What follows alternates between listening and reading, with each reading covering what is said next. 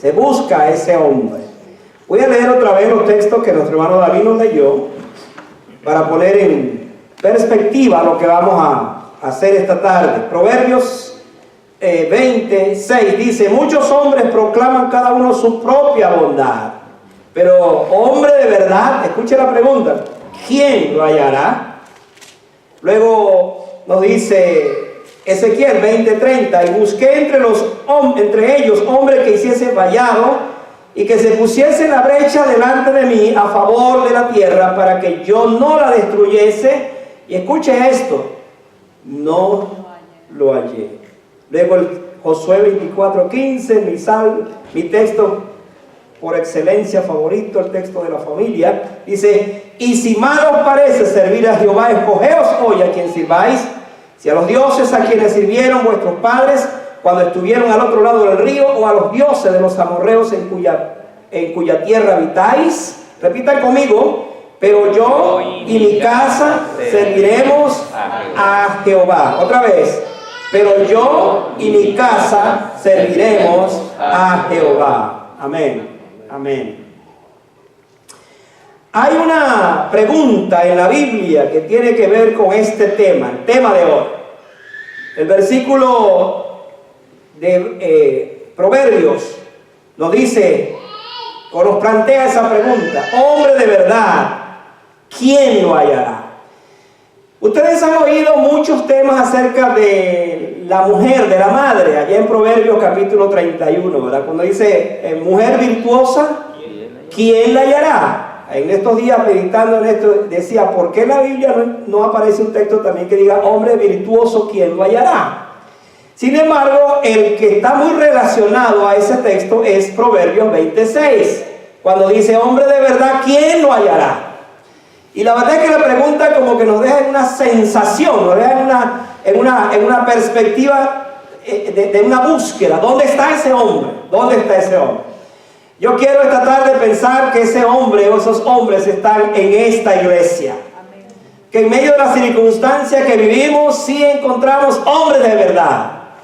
Porque el hombre de verdad no es aquel que nunca falla, sino aquel que es consciente de sus debilidades, pero siempre es un hombre que va adelante. Y en el caso específico como padre, pues por supuesto que así lo somos también. Ustedes saben que esta pregunta, ¿quién lo hallará?, se planteó desde el principio del Génesis. ¿Se acuerdan cuando Dios creó al hombre? Lo puso en el huerto del Edén. Allí estaba él con una tremenda y especial comunión con él. Pero el hombre pecó y el hombre desobedeció a Dios. Y de repente entonces dice que la voz de Dios se comenzó a pasear allí en el huerto. Y él hizo la pregunta de rigor: ¿dónde estás tú? ¿Qué ha pasado contigo? No te encuentro. Siempre vengo a esa comunión contigo, pero no te encuentro. ¿Dónde estás? Y hermanos, desde ese momento para acá, la pregunta está vigente: ¿dónde estás tú? ¿Dónde está ese hombre? Se busca a ese hombre.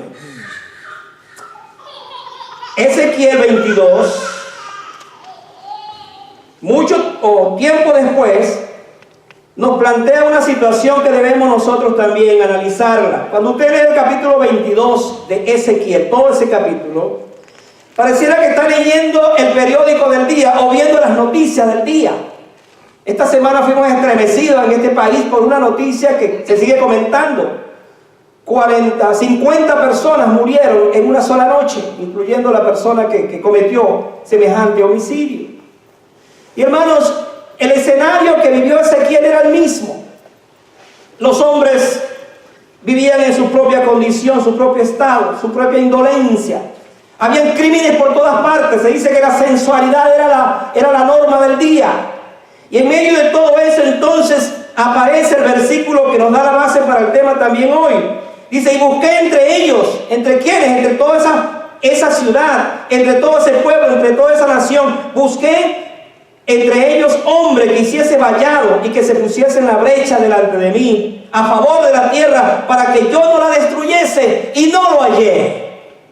Y cuando uno dice, entonces el pueblo de Israel fue en cautiverio, fue en cautividad, porque no hubo un hombre, escuche esto, que pudiese hacer la diferencia frente a esto. cuando Dios estaba para destruir a Sodoma y Gomorra, Abraham, interesante ese pasaje, intercedió por esa ciudad. Y preguntó, Señor, ¿y si hay 50 la destruirás? No lo destruiré. Si hay 50 justos, no la destruiré. ¿Y si hay 20? No la destruiré. ¿Y si hay 10? No la destruiré. Pero hermano, no encontró ni uno, porque el que estaba allí estaba prestado, que era Lot. Dice que era justo, pero estaba prestado, no pertenecía allí, y finalmente destruyó la tierra. Todo eso nos hace, quiero decir, a Sodoma y Gomorra, todo eso nos hace pensar, hermano, en la importancia e implicación que tiene encontrar a ese hombre. ¿Dónde está ese hombre? Se busca a ese hombre. Yo le voy a dar esta tarde 4 ejemplos. ¿Dónde encontrar ese hombre? 4 hombres de la Biblia que nos muestran que sí existe ese hombre. Que ese hombre de verdad sí existe. Y que ese hombre de verdad, hoy cuando tú analices esto, tú tienes que preguntarte, ¿seré yo ese hombre? ¿Seré realmente yo ese hombre? Y frente a esto poder decir entonces con toda honestidad en tu corazón, sí, yo soy ese hombre. Pues a pesar de mis debilidades, a pesar de mis carencias, yo amo al Señor de todo corazón. Y eso hace la diferencia. Entonces, vamos a verlo de esta forma. Ese hombre lo encontramos en aquellos que ejercen la fe, como Abraham. Vayan ahora a Génesis. Vamos a utilizar varios textos esta tarde. Así que será un mensaje diferente por razones obvias de lo que nos asiste esta tarde. Génesis 12:1 dice, pero Jehová había dicho a Abraham, no a Abraham, a Abraham, porque después se convirtió en Abraham, vete de tu tierra y de tu parentela, o sea, de tu gente, de tu familia, y de la casa de tu padre, a la tierra que te mostraré. Hermanos, Abraham no tenía necesidad de salir de su tierra y de su parentela. No habían problemas económicos en su país, ni tampoco guerras o persecuciones políticas. Vea su condición, era un hombre joven. ¿Cuántos años tenía en ese entonces? Se dice que tenía 70 años, era joven. Acuérdense que todavía, cuando Abraham sale, que va a morir creo que de 140 años, entonces era joven, estaba como en la mitad de la vida, en ese sentido. Era un hombre joven, tenía una esposa inteligente, pero tenía una esposa también bellísima. Era un hombre rico, muy rico. Así que Abraham tenía todas las cualidades, todas las características y todas las posesiones, por lo cual no había necesidad de salir de su tierra y de su parentela. ¿Qué sucedió entonces? Dios le llamó y le dijo, sal de tu tierra y de tu parentela. Escuche esto, estoy hablando que el hombre de verdad lo encontramos en un hombre de fe. Cuando un hombre tiene fe es un hombre de verdad. Cuando un hombre pone su fe realmente en el Señor. Interesante esto. Usted quizás se preguntará hoy, ¿se mudaría usted a un lugar que no conoce? Hoy nosotros viajamos a muchos lugares, incluyendo este país, ya lo conocemos. Forma parte ya de nuestras vidas, sabemos lo que hay aquí. Interesante que se han hecho estudios arqueológicos donde Ur de los Caldeos, la tierra de Abraham, era de familias ricas. Y en consecuencia Abraham, quiero decir, era muy rico. Por lo tanto, no tenía necesidad de salir de allí. ¿Qué impulsó a Abraham a dejar su gente basado en una sola promesa? ¿Por qué eres un hombre de verdad? ¿Por qué la Biblia nos presenta como un hombre que creyó en Dios, que creyó en su promesa y al final Dios bendijo precisamente lo que él hizo? El hombre de verdad, el padre de verdad, es aquel que le cree a Dios, hermano, que tiene fe en Dios y que al final ve que las promesas que le dio en el pasado se siguen cumpliendo hoy en el presente. Cuando uno ve los testimonios de nuestros hijos hablando bien de nosotros, ¿qué podemos decir sino darle gracias a Dios? Porque ciertamente nosotros hemos de alguna u otra manera infundado en ellos la fe y nos ven como hombres modelos, sobre todo desde el punto de vista de que nosotros creemos en ese Dios. ¿Qué pasó con Abraham más adelante? No solamente salió de Ur de los Caldeos a una tierra que no conocía, no regresó otra vez. Olvídese que Abraham salió con la mente de regresar otra vez. Era imposible ya regresar. Él se quedó allí y murió en la tierra Por cierto, una tierra que era como un peregrino, porque era la tierra prometida. En diferentes carpas dice la historia que vivió. Si usted va a Génesis 22:8, nos encontramos con otra cosa interesante de Abraham. Dice 22:8, y respondió Abraham: Dios se proveerá de cordero para el holocausto, hijo mío. E iban juntos. Si lee el versículo anterior, usted se encuentra con una de las sorprendentes preguntas que hace un hijo, porque, pues, por supuesto, está diciendo: bueno, papá, aquí llevamos todo, llevamos la leña, llevamos el cuchillo, llevamos el fuego, pero ¿dónde está el cordero? ¿Dónde está el cordero para el sacrificio? Y hermano, mire la respuesta de este padre. Mire la respuesta de un padre de fe. ¿Qué es lo que quiero que usted capte esta tarde? De un padre de fe. ¿Qué dice un padre de fe? Cuando un hijo le hace la pregunta: ¿dónde está el cordero para el sacrificio? Un padre de fe dice: Dios se proveerá de cordero para el holocausto, hijo mío. E iban juntos. Esa frase, e iban juntos, hermano, hay que subrayarla, porque nos indica hasta dónde el dolor de ese padre era tan grande, tan fuerte, al saber que su hijo le hace la pregunta, pero él por fe dice: Dios se va a proveer. Hermanos, estamos en presencia de un hombre de fe. Las dos grandes razones que califican a Abraham como el padre de la fe, están enmarcadas en la experiencia de salir de la tierra conocida, de su tierra conocida, para caminar en una tierra prometida, y luego ofrecer el hijo Isaac en sacrificio por amor al Señor. Escuche lo que voy a decir. Se ha dicho que la prueba más grande del amor que tenemos por Dios es cuando Él nos pide lo que más amamos y lo que más valoramos. ¿Me está escuchando? La prueba de mi amor por Dios es cuando Él me pide lo que más yo amo y lo que yo más valoro. ¿Qué era lo que más Abraham amaba en ese momento? Su hijo, por supuesto. Imagínense el hijo de la vejez. ¿A qué edad tuvo Abraham? ¿Es su hijo? Hermano, a los 100 años. 100. A los 100 años, porque su esposa tenía, ¿cuánto? 99, imagínense. ¿Puede pensar eso? Dos adultos teniendo ya a un jovencito. De modo que uno puede imaginarse a Abraham jugando con su hijo, pero con un bastón allí. Era su hijo. Y andaba corriendo por todas partes y él allí con su bastón, pero era su hijo, no era un nieto, ni siquiera un bisnieto, era su hijo. Y el padre un día le dice: sacrifícame a tu hijo, lo que más quieres. ¿Qué haría usted? ¿Usted sabe por qué Abraham no dudó en hacer esto? Abraham vivió en Ur de los Caldeos. Ur de los Caldeos se ha conocido por los descubrimientos arqueológicos que se han hecho, que era el lugar donde se sacrificaban a los bebés recién nacidos. Y se han encontrado hornos que los sometían a un fuego tan incandescente que apenas el bebé caía allí se derretía. Abraham vivió eso. Abraham se dio cuenta de eso. Abraham tenía eso en su mente. Y cuando Dios le dice: sacrifícame a tu hijo, pues él dice: bueno, si aquellos son dioses falsos, ¿cuánto más a este Dios que es verdadero, que yo lo estoy escuchando? Por eso no dudó, pero sin embargo dijo: hijo, Dios se va a proveer del sacrificio. Déjeme decirle que esta es una profecía que se va a cumplir, porque cuando Abraham se dio cuenta que había un cordero trabado en el zarzal, hermanos, la profecía dice que fue exactamente donde Cristo murió posteriormente como el Cordero de Dios. La zarza que atravesaban allí al Cordero era símbolo de los clavos que atravesarían un día el cuerpo de nuestro Señor Jesucristo. Dios se proveerá, porque cuando justamente iba a degollar a su hijo, estaba acostumbrado a hacer esos sacrificios para dedicarlos a Dios. Cuando lo va a hacer, Dios le detuvo y vio entonces el cordero, y se cumplió la palabra, se cumplió la profecía. Dios se proveerá.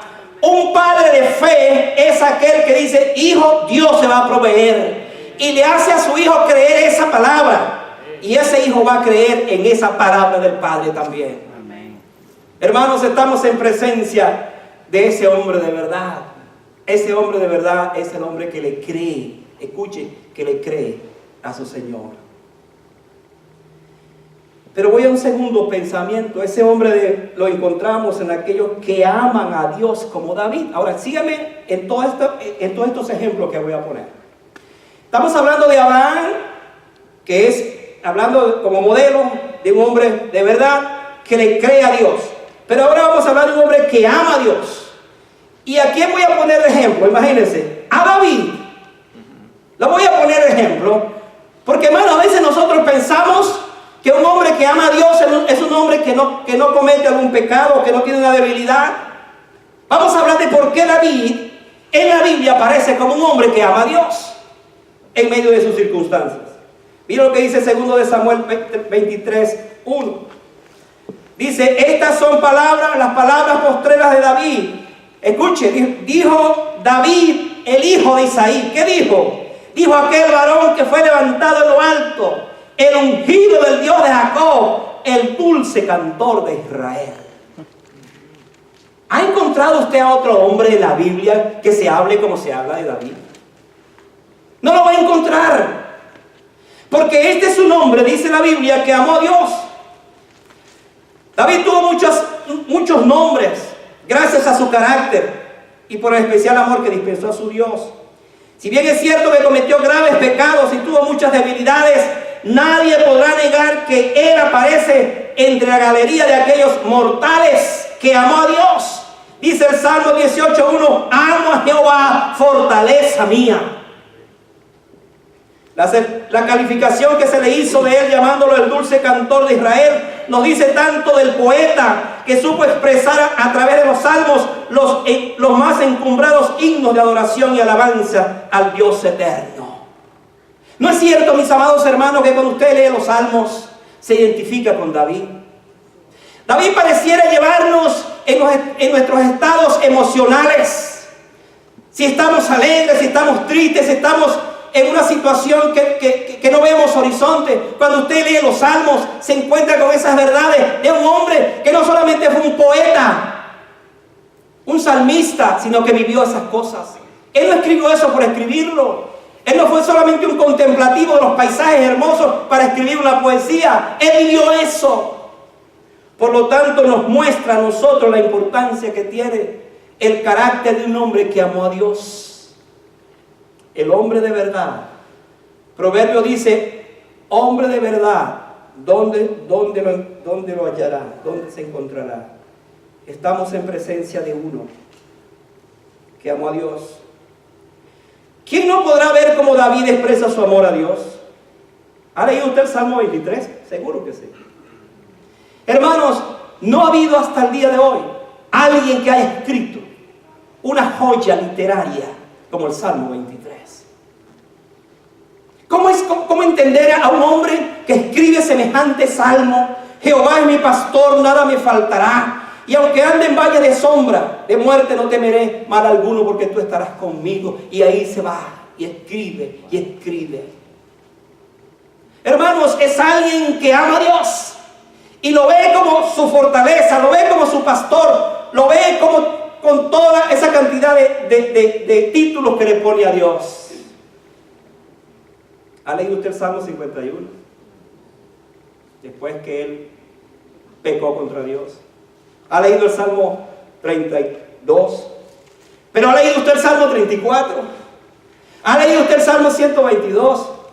¿Ha leído usted esos salmos que expresan esa característica de un hombre que ama a Dios? Que es verdad, lucha con sus debilidades, pero ama a Dios. Tan grande era su amor por Dios que lo anhela. Como el ciervo brama por las corrientes de las aguas, así brama, dice mi alma. Mi alma tiene sed de Dios vivo. Oh, amados hermanos, que como padre encontremos en el ejemplo de David el especial amor que tuvo por Dios. Repita conmigo esta frase, especialmente los padres, repitan conmigo. Amo a Jehová, fortaleza mía. Fortaleza mía. Eso lo dijo David. David es un modelo en la Biblia en cuanto al amor de Dios. Pero hermano, David no se queda allí. ¿Por qué David es un hombre de verdad?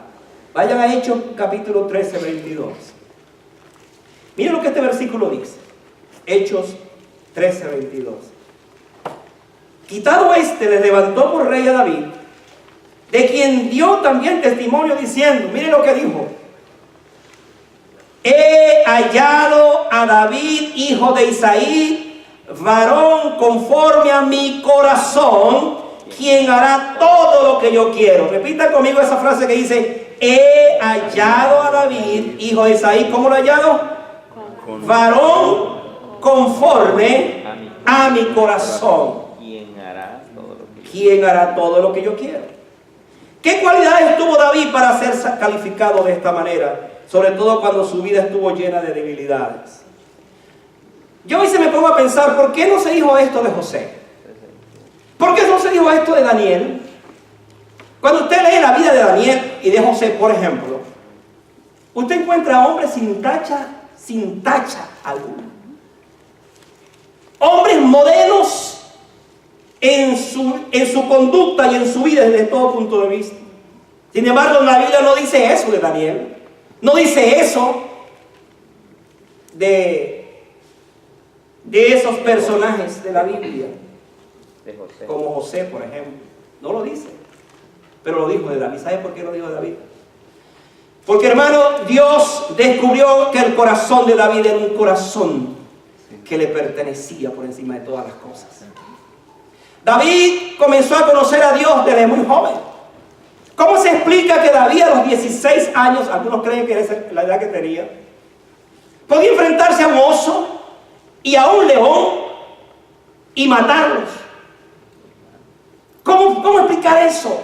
Hermano, la explicación que fue un joven que desde muy temprana edad descubrió que su corazón le pertenecía a Dios.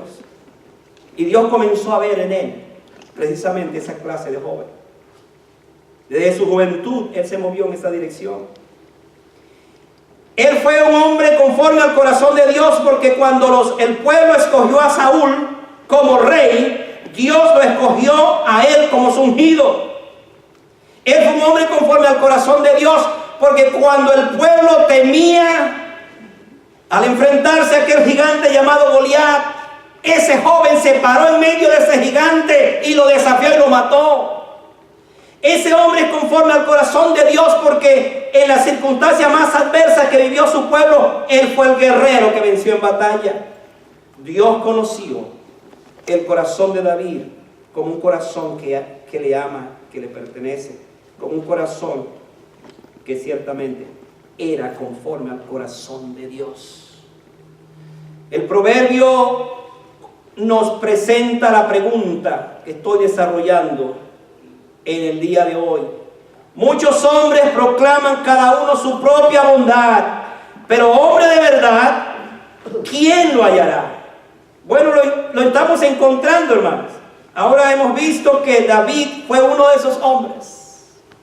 Vamos a resumir. Hemos dicho que Abraham es un hombre de verdad porque fue un hombre de fe. Hemos dicho que David fue un hombre de verdad porque fue un hombre que amó a Dios. Pero vamos a otro ejemplo. Ese hombre lo encontramos en aquellos que sirven a Dios como Josué. Ahora vea esto: fe, amor y servicio.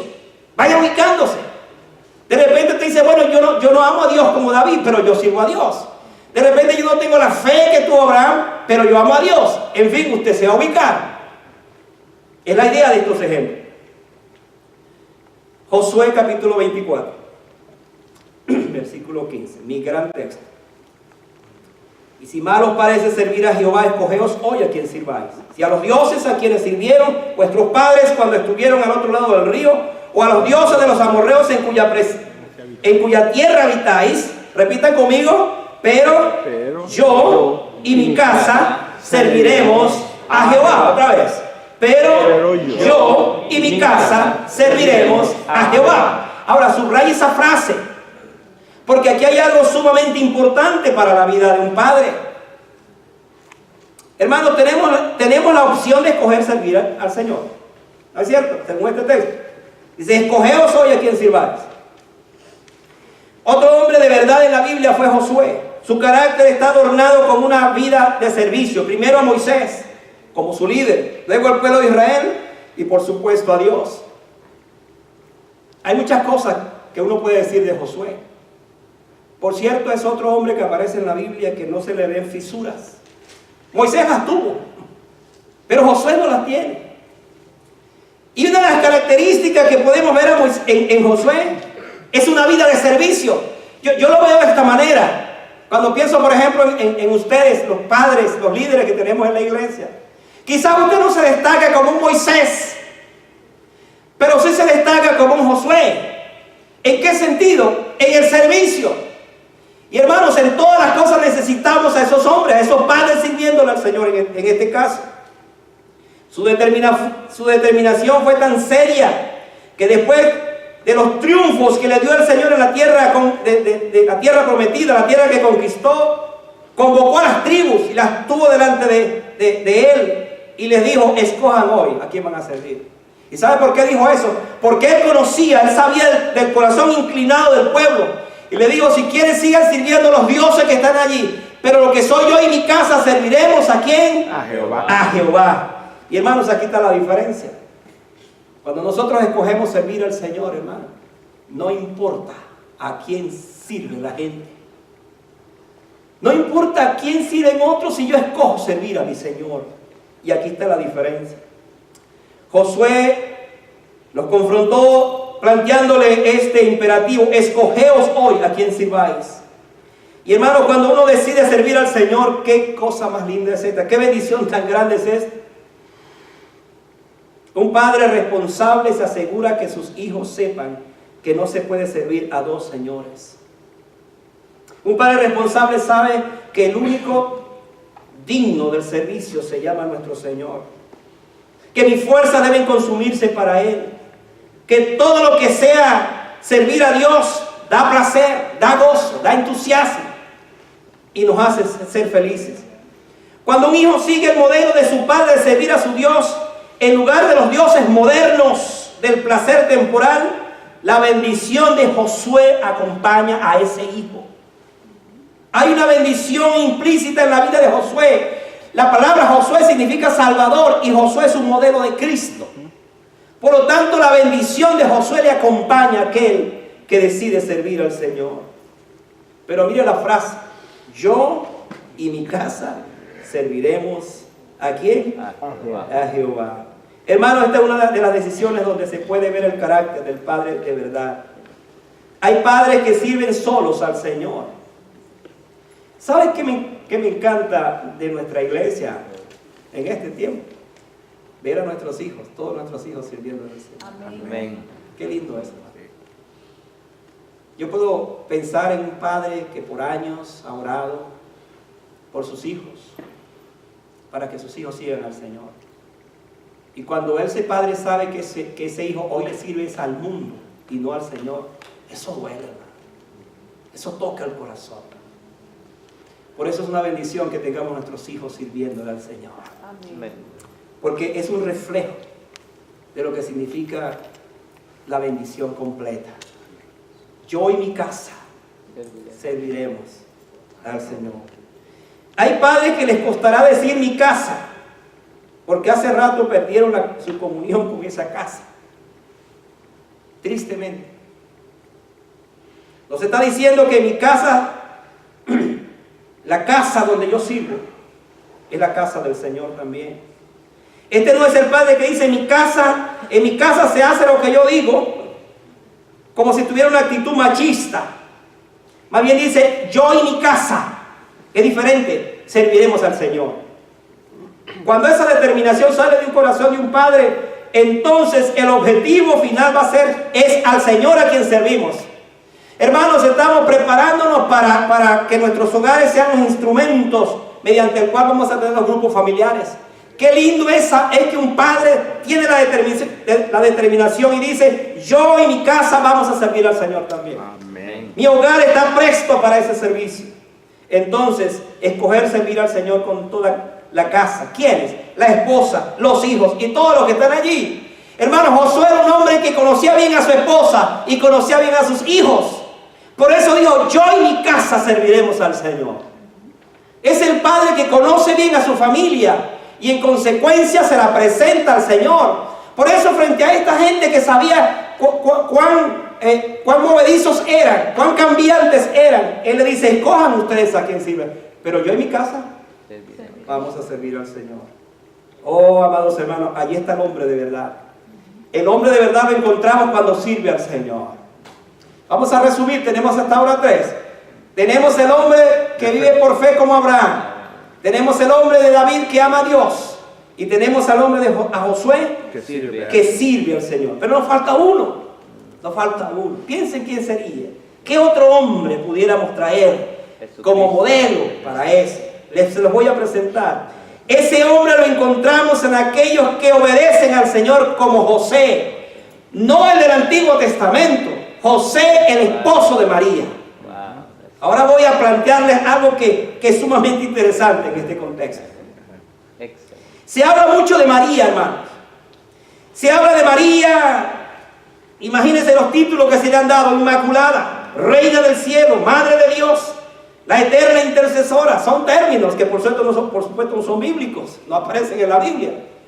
Pero hermanos, no se habla mucho de José. No se dice, no hay muchos sermones sobre José. Usted sabe que José es el hombre que no habla en la Biblia. Busque un texto donde José habla y no lo va a encontrar. José no habla, pero José es el hombre de la obediencia. Dice la Biblia que cuando él descubrió que su esposa estaba embarazada y tenían un año de desposado, que esa era la costumbre, o sea, estaban casados pero todavía no habían consumado el matrimonio. Él dice en la Biblia que quiso dejarla secretamente. Imagínense eso. Ya uno comienza a ver allí a un hombre que tenía una característica muy especial, porque él pudo denunciarla. Es más, la iban a apedrear y la iban a matar. Esa era la ley. Eso decía la ley. Quiso dejarla secretamente. Pero cuando estaba en esa duda, dice que apareció un ángel y le dijo: no temas recibir a tu esposa, a tu mujer, como tu esposa, porque de lo que ella ha engendrado del Espíritu Santo es. Ahora escuche esto, lo que él hizo. Dice que hizo como el ángel del Señor le había mandado y recibió a su mujer. ¿Cuánto tiempo duró él con su mujer antes de consumar su matrimonio? Todo el tiempo que ella estuvo embarazada, 9 meses. Y después, por supuesto, consumó el matrimonio con ella. Hermanos, no muchos hacen lo que Dios ordena. No somos dados a la obediencia. Yo quiero decir esto para que usted capte lo que estoy mencionando. Cuando Jesús cumplió 12 años de edad, que se extravió en el templo, y después que pasó lo que pasó, que lo encontraron hablando con los maestros y todas aquellas cosas tan lindas, tan únicas de un niño de 12 años, dice el texto que que Jesús estaba sujeto a sus padres. Ahora yo quiero que usted capte esto, porque el modelo que Jesús va a tener en su vida, por supuesto, es el Padre Celestial, pero Él tuvo un Padre terrenal. Él tuvo un modelo en José. José le enseñó carpintería. José le enseñó los oficios de la casa. Y en todas las cosas Jesús vio a José como un hombre obediente. Cómo amó a su esposa, cómo se entregó a ellos. Ciertamente Jesús, como hijo de Dios, fue obediente para hacer la voluntad del Padre, que incluyó hasta la cruz. Pero hermano, hay que reconocer que Jesús fue obediente también, porque tuvo un Padre que modeló su vida. Ese Padre se llama José. Son cosas que a veces nosotros no pensamos, pero está ahí en la Biblia. Entonces ese Padre de verdad lo encontramos, en ser obediente. Yo quiero, Padre, que tú me escuches en esta hora. Dios te ha dado la bendición de ser un padre, pero no cualquier padre. Tú eres un padre cristiano. Y Dios te llama para que tú modeles la vida de tus hijos. Y tú no puedes modelar la vida de tus hijos si tú no eres obediente. Si a ti te da igual las cosas de la iglesia, por ejemplo, estás mandando un mal mensaje a tus hijos. Porque esos testimonios que escuchamos ahora hablan también de los padres. Porque los hijos han visto esos padres que en las buenas o en las malas, en todas circunstancias, aman al Señor, siguen al Señor, tienen fe en el Señor y obedecen al Señor. Necesitamos padres que modelen la vida de sus hijos a través de la obediencia. No fue extraño que a los 12 años se nos diga que estuvo sujeto a José. y a María. Nosotros modelamos la vida de nuestros hijos a través de la obediencia. Yo quiero contarles una historia para terminar este mensaje, que me ha impactado mucho durante esta semana. Quiero que la escuchen. Hemos hablado de 4 hombres que encarnan al hombre de verdad. Una fe como Abraham, un amor como David, un servicio como Josué y una obediencia como José. Escuchen lo que voy a decir ahora. Una historia cuenta de unos padres que tuvieron un hijo que desde que nació llenó sus vidas de alegría. Pero a los 13 años comenzó a llenar la vida de ellos de tristeza por su mal comportamiento. Aquel niño fue castigado duramente, muy duramente. Era terrible a los 13 años. El padre, como ya no podía con su hijo, un día se levantó y le propuso un trato. Le dijo: hijo amado, ven y siéntate conmigo ahora, quiero que hagamos un trato. El hijo le dijo: ¿cuál es el trato? Que de aquí en adelante no te voy a castigar más si prometes cambiar de actitud.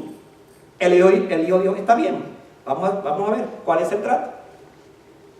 Su propuesta consistió en que el padre trajo un martillo y muchos clavos, y le explicó que por cada falta que cometiera, iba a poner un clavo en la puerta de su dormitorio. Por supuesto, al poco tiempo, la puerta estaba llena de clavos, porque el hijo simplemente seguía siendo muy desobediente. Quebrantó el pacto.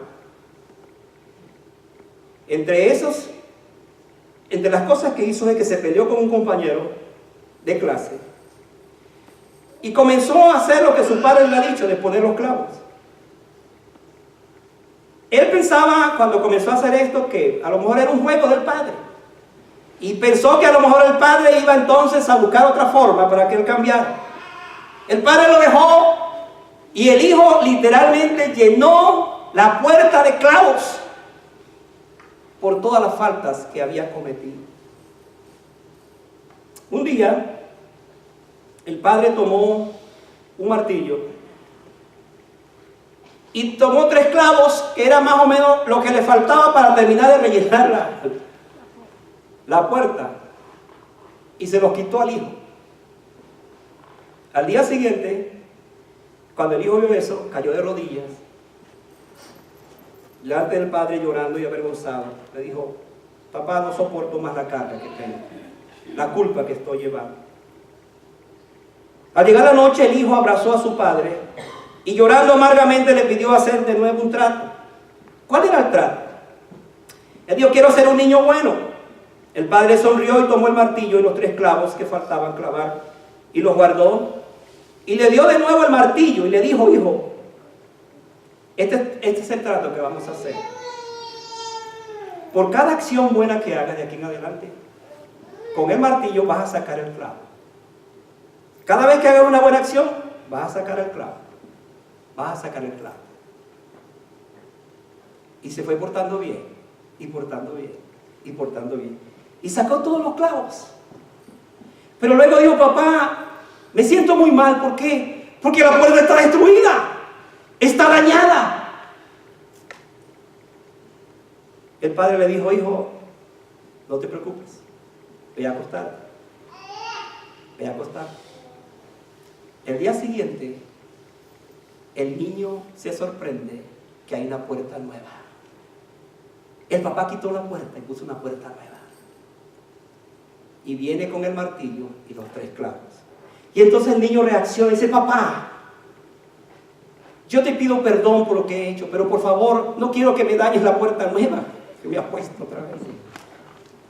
Le dijo: hijo, yo no te voy a dar los clavos para que los claves en esa puerta nueva. Lo que quiero decirte es lo siguiente: este martillo y estos clavos representan a nuestro Señor Jesucristo. Un día alguien clavó sus pies y su cuerpo con esos clavos para que tú y yo fuéramos perdonados y no viviéramos en la misma condición. El niño cayó postrado, abrazó al padre y le dijo: papá, tú eres un hombre de verdad. Tú eres un hombre de verdad. Hermanos, el mejor modelo para nuestros hijos es que ellos vean que somos hombres de verdad. No perfectos, pero hombres de verdad. Que puedan ver en nuestras actitudes, en nuestras acciones, que nos correspondemos con lo que decimos. Sí hay ese hombre, sí existe ese hombre, sí existe ese padre. Sí podemos encontrar ese padre. Está en tu corazón ese padre. Está en ti, está en tu vida. El mejor regalo que hoy le puedes dar a tu hijo es que siga siendo un padre de verdad. Es el mejor regalo. Te aseguro que no habrá cosa más grande para tu hijo el verte que sigues adelante, que por encima de todas las cosas, en los errores que tu hijo cometa, enséñale a sacar los clavos haciendo cosas buenas.